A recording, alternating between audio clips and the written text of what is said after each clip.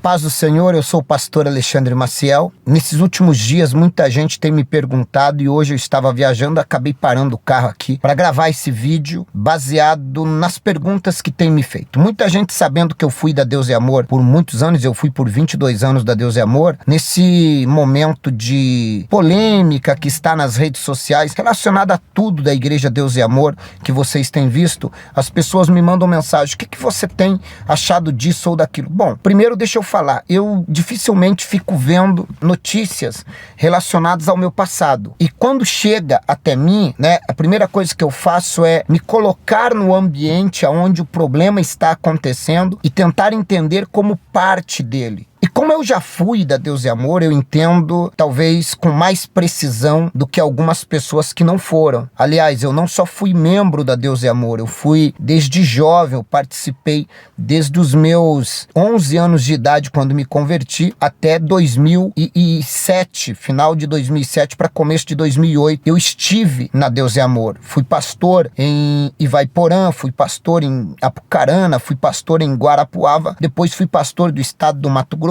depois fui pastor do estado de do Paraná, aqui em Curitiba, Cuiabá, Curitiba. Depois, por um período curto de tempo, fui pastor no estado de Minas Gerais, em Belo Horizonte. E depois, por fim, fui pastor no Rio de Janeiro, que seria a segunda maior igreja Deus e Amor do mundo. E fui membro da diretoria por 2 anos. Eu vou fazer um resumo bem rápido aqui. Primeiro, eu não vou criar julgamento, porque a Bíblia diz: quem és tu que julga servo alheio? Mas deixa eu dizer uma coisa, existem muitas demandas que eu acho melhor a gente não se envolver, porque a gente não sabe. Enquanto você está de fora, você tem um contexto. Quando você entra dentro, você consegue enxergar um outro contexto. Então quem está de fora tem uma visão, quem está dentro vai ter outra visão. Os amigos de Jó vieram visitar Jó. Jó estava num estado deplorável. Jó estava basicamente às margens da beira da morte. Um homem que perde 10 filhos, perde toda a riqueza que tem, perde a saúde, está morrendo, se esvaindo em carne viva, a pele sangrando, o cabelo deve ter caído, uma lepra sobre o seu corpo. Esse homem, no mínimo, viveu o julgamento dos mais terríveis que se possa ter. E o pior, dos seus próprios amigos. Porque quando vieram os amigos de Jó para visitá-lo, eles ficaram olhando durante 7 dias. E qual que é a avaliação que você tira? E eles concluíram: Deus não é tão bom para que alguém que supostamente seja bom possa sofrer como Jó está sofrendo. Então, ficaram 7 dias calados observando, e é natural, quando você observa muito uma cena, você sonhar com aquilo, e você buscar respostas, principalmente para aquilo que a gente não tem respostas. No caso dos amigos de Jó, começaram a sonhar, e os sonhos, nem sempre, aliás, os sonhos não eram revelações de Deus, eram o produto da observação diária do sofrimento de um homem e a busca incessante por resposta naquilo que não tinha resposta. Porque a resposta não era humana naquele momento. A resposta só ia aparecer depois, que era uma batalha no mundo espiritual entre Deus e o diabo, para provar, Deus provando para o diabo que a riqueza de Jó, a fidelidade de Jó, não era a causa dele servir a Deus, era a consequência. Jó não servia a Deus por causa da riqueza. É porque ele era servo fiel que Deus o enriqueceu. Como a honestidade pode gerar o milagre, isso aconteceu na vida de Jó. Isso chama-se diligência. A Bíblia diz que os diligentes prosperarão. E possivelmente Jó prospera. Se vocês observarem, tem uma oração de Jó que ele diz exatamente isso aqui, na oração dele: Senhor, olha para dentro de mim, muitos têm me julgado, mas olha para dentro de mim e vê se algum dia eu me alegrei com a derrota dos meus inimigos, não é dos amigos não. Então Jó não tinha esse padrão de dizer: foi bom, foi de Deus, ainda bem que fulano caiu, merecidamente, fez isso ou fez aquilo. Então, às vezes a pessoa assiste muita novela da Globo, depois fica sonhando com traição e vai pro pastor: eu acho que meu marido tá me traindo, tive uma revelação. Como é que foi a revelação? Tive um sonho. Sonhou o quê? Meu marido tava me traindo com outra mulher. Você tava lendo a Bíblia antes, você orou antes de dormir, você leu qual capítulo da Bíblia que depois você teve essa revelação? Não, eu tava assistindo uma novela, então a revelação da Globo. A gente tem que tomar cuidado com os julgamentos. Falando em Deus é amor, eu não me desliguei da Deus é amor porque eu vi coisas erradas. Aliás, eu vivi um tempo em que está até na mídia por aí a situação em que o missionário Davi Miranda estavam tentando destituí-lo. Eu era da diretoria nesta época. Surgiu o fato missionário, o saudoso missionário Davi Miranda e Jarizete. Vocês já devem ter ouvido falar desse famoso caso. Eu estava na mesa diretora, participando da mesa diretora, quando foi tratado todos esses assuntos. E agora eu vou falar de mim, o que eu vi e o que eu ouvi. O que eu vi? Eu vi um homem acusando de suposto envolvimento, mas sem prova alguma. Até onde eu ouvi falar? Até onde? Isso da boca da própria família. Que ela entrava na sala dele para conversar com ele, porque ela era tesoureira mundial, para conversar com o missionário Davi Miranda sobre assuntos da obra, e ele estava sozinho, em horas que talvez não eram horas adequadas, né, para isso. Eu não ouvi da parte de nenhum membro da família que houve algum tipo de relação sexual ou coisa desse tipo, como estão conversando por aí. Isso foi feito reunião familiar e nada disso foi apontado até aonde eu ouvi na reunião da diretoria. Bom, eu acho que é muito problema, mas é de família. A minha preocupação é que quando a família começa a se expor muito nas redes sociais, coisas que são... A gente usa a expressão roupa suja se lava em casa. Imagine se todos os conflitos da tua família fossem parar na internet. A gente tem que pensar como que se fosse a nossa família. Se tudo que o teu filho faz, se todas as conversas da sua mesa de jantar, se todas as conversas do seu almoço com a família fossem para a internet, será que as pessoas não criariam um julgamento? Às vezes eu converso coisas com pastores em tom de brincadeira, que eu até digo, imagine se isso fosse gravado e fosse para a internet. Poderiam me julgar de tanta coisa, mas tudo é um momento. Se o humor é permitido, né? Você vê aí os humoristas fazendo piadas com tanto tipo de coisa. Por que que o humor é permitido? Porque eles entendem que aquilo é um momento de humor que é a parte da realidade. Então, se a gente começar a querer pontuar todas as coisas e levar tudo a sério, a vida vira uma bagunça, né? A sociedade vira uma bagunça. Então, o contexto de tudo deve ser levado em conta.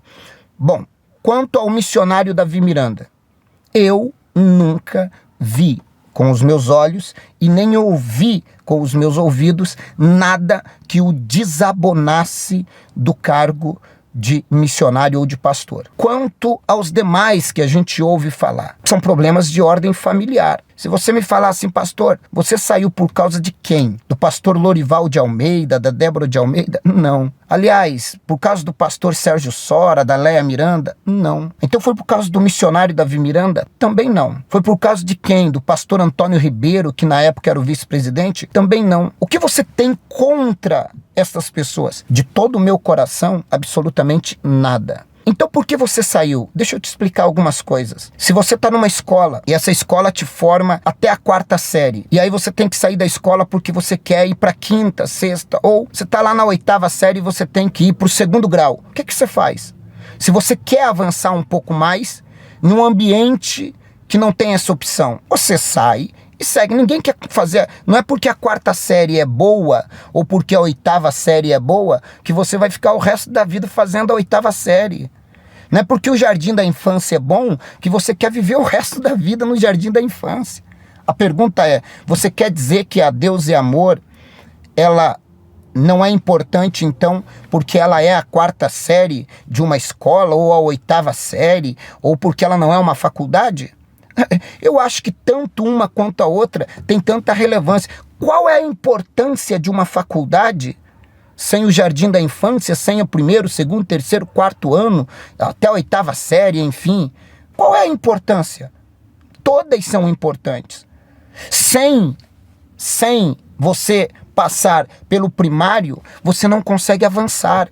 Eu não estou dizendo que a Deus é amor é o primário, é a 8ª série. Não, eu não estou dizendo. Eu estou dizendo que quando Deus te coloca algo novo, não é porque tem uma faculdade de medicina top que você é obrigado a fazer medicina se você foi chamado para engenharia, ou se você foi chamado para direito. Não é, é você descobrir para que é que você foi chamado. E o que Deus me instruiu em tudo isso? O que Deus colocou no meu coração? Que eu tinha que avançar em um nível, Deus é amor, não me permitiria mais. Não porque ela é ruim, porque ela não foi chamada para isso. Qual é a única parte da Bíblia que funciona para nós? É aquela que você crê. Se você crê só na cura divina e não crê em outras coisas, você vai viver a cura divina. Se você crê só no batismo com o Espírito Santo, mas não crê na cura divina, você crê nos dons de línguas estranhas, você vai receber os dons de línguas, mas talvez na hora de uma doença, você vai recorrer aos médicos e quando os médicos disserem acabou, você vai se conformar e vai dizer, bom, acabou, então não tem a quem recorrer, porque você não acredita na cura divina. Então, se você acredita na palavra profunda, nas revelações, no dom da ciência da palavra, você vai buscar o dom da ciência da palavra. Agora, se você não acredita no dom da ciência da palavra, você não vai buscar, você vai ficar só na oração. O que eu aprendi na Deus é Amor? O que eu aprendi? Eu vou pontuar 3 pessoas da Deus é Amor que no meu tempo produziram algum tipo de efeito na minha vida e eu chamaria de bons efeitos. Às vezes eu ouço pessoas falando, uns falam de Davi Miranda, outros falam de pastor Lorival de Almeida, outros falam de pastor Sérgio Sora. Eu vou falar do meu tempo. Eu vi milagres como eu nunca vi em nenhum outro lugar do mundo acontecer com orações simples de missionário Davi Miranda. Eu vi milagres como eu nunca vi em nenhum outro lugar do mundo acontecer. E isso me estimulou a buscar o dom de maravilhas, o dom de milagres. Eu orei com o pastor Sérgio Sora e chorei tanto como nunca chorei e como nunca me emocionei em orações como orei com ele. Eu estou falando do meu tempo na IPDA, mas eu aprendi com o pastor Lorival de Almeida conhecimentos bíblicos e que me despertou a buscar ainda mais o conhecimento bíblico como não aprendi com Davi Miranda, com o missionário Davi Miranda e nem com o pastor Sérgio Sora. É que cada um tinha um chamado específico. Não é porque o pastor Lorival de Almeida focava muito no ensino e na pregação da palavra que ele era menos importante do que o pastor Sérgio Sora, que fazia algumas orações maravilhosas. Não é porque o missionário Davi Miranda não tinha eloquência de pregar e de ensinar a Bíblia no contexto todo, como o pastor Lorival, que ele não era importante. E não é porque o pastor Lorival não tinha o chamado específico para orar por milagres, se bem que eu vi muitos milagres acontecer, que ele deixava de ser importante. Uns foram chamados para apóstolos, outros foram chamados para evangelistas, outros foram chamados para apenas servir como diáconos. O que eu queria dizer é o seguinte, eu apenas extraí o que era bom de cada um para dentro do meu coração e aquilo que não era relevante, eu simplesmente excluía da minha vida. A gente tem que aprender a filtrar as coisas.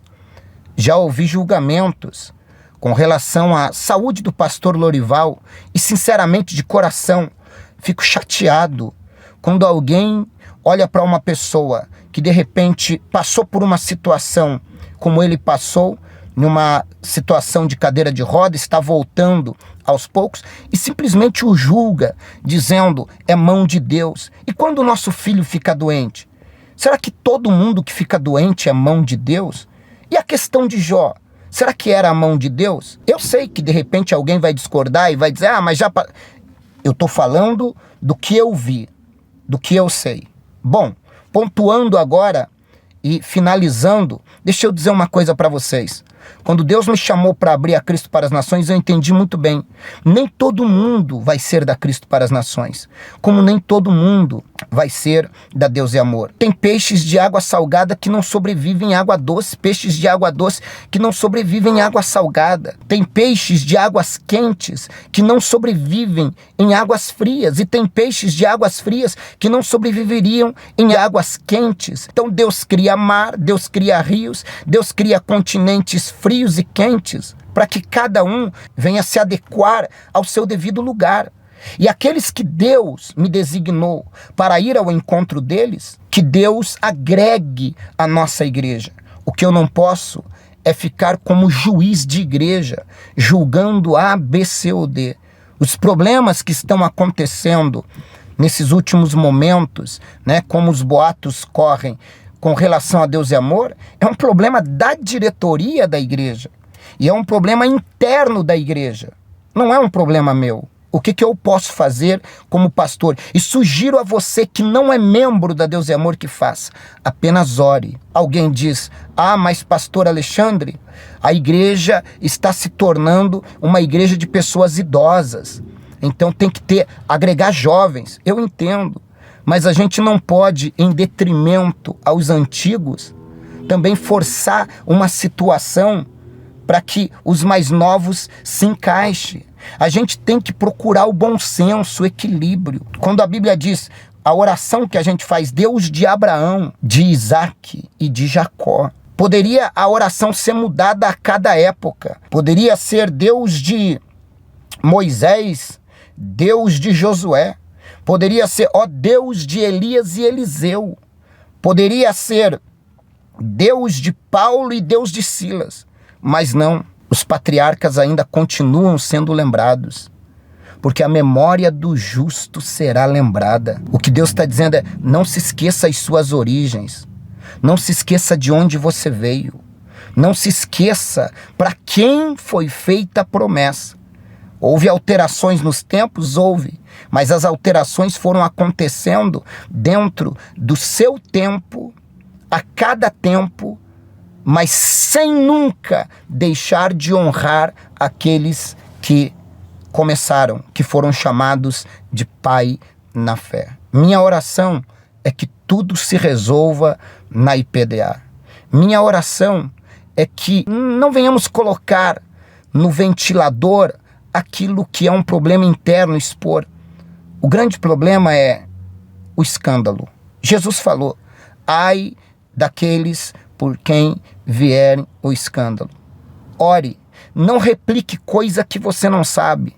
Não compartilhe vídeos apenas de um comentário que você ouviu sem ouvir a outra parte. A Bíblia diz assim, aquilo que você quer que seja feito a você, faça você aos outros. Se fosse seu filho, se fosse sua casa, você gostaria que tudo que foi falado fosse exposto sem um direito de contextualizar aquilo? Não. Eu não estou defendendo nem A, nem B e nem C. Eu estou dizendo o que isso vai agregar na tua vida, é julgar, porque a grande verdade é que as pessoas elas querem buscar um ponto de apoio para dizer, se fulano pecou, eu também posso pecar. Se fulano ou fulano que era famoso pôde errar, eu também posso errar. Cuidado, a Bíblia diz que Deus resiste aos soberbos, mas Ele dá graça aos humildes. Então, talvez fulano ou ciclano errou porque se ensoberbeceu. Mas se você continuar humilde, você vai receber a graça. Sabe o que a Bíblia diz? 1000 cairão ao seu lado, 10.000 à sua direita, mas tu não serás atingido. Melhor conselho é o conselho de Gamaliel. Se a obra é de Deus, ela vai permanecer. Se não for de Deus, por si só irá se dissolver. Vamos tocar o barco? Vamos levar o evangelho?